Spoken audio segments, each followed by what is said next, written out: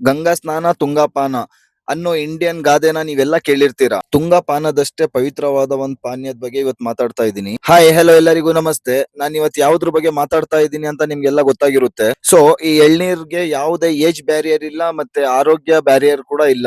ಯಾರ್ ಬೇಕಾದ್ರೂ ಕುಡಿಬಹುದು. ಇಂತ ಎಳ್ನೀರ್ಗೆ 50 ರಿಂದ 60 ರೂಪಾಯಿ ಆಗಿದೆಯಲ್ಲ, ಅದ್ ಯಾವ ನ್ಯಾಯ?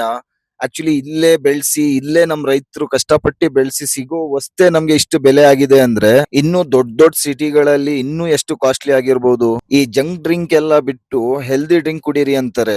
ಬಟ್ ನಮ್ ಮಿಡಿಲ್ ಕ್ಲಾಸ್ ಅಂತ ಜನಗಳೆಲ್ಲ ಹೇಗ್ ಆಫರ್ ಮಾಡಕ್ಕಾಗುತ್ತೆ ಇದನ್ನ? ಫೈನಲಿ ನಾನು ಏನ್ ರಿಕ್ವೆಸ್ಟ್ ಮಾಡ್ಕೋತೀನಿ ಅಂದ್ರೆ, ಈ ಹಾಸ್ಪಿಟಲ್ ಅಕ್ಕಪಕ್ಕ ಯಾರು ನೀವು ಶಾಪ್ ಓಪನ್ ಮಾಡಿರ್ತೀರಾ, ಸ್ವಲ್ಪ ಆಫೋರ್ಡೆಬಲ್ ಪ್ರೈಸ್ ಅಲ್ಲಿ ಕೊಡಿ. ಯಾಕಂದ್ರೆ ಅವರು ಹೆಲ್ತ್ ಗೋಸ್ಕರನೇ ಎಳ್ನೀರ್ ಕುಡಿಯಕ್ ಬರೋದು.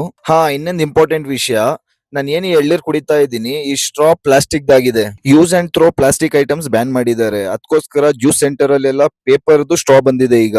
ಬಟ್ ಇವರು 50 to 60 rupees ತಗೋತಾರೆ. ಹಾಗಾದ್ರೂ ಇವರು ಪ್ಲಾಸ್ಟಿಕ್ ಸ್ಟ್ರಾದಲ್ಲೇ ಇದ್ದಾರೆ.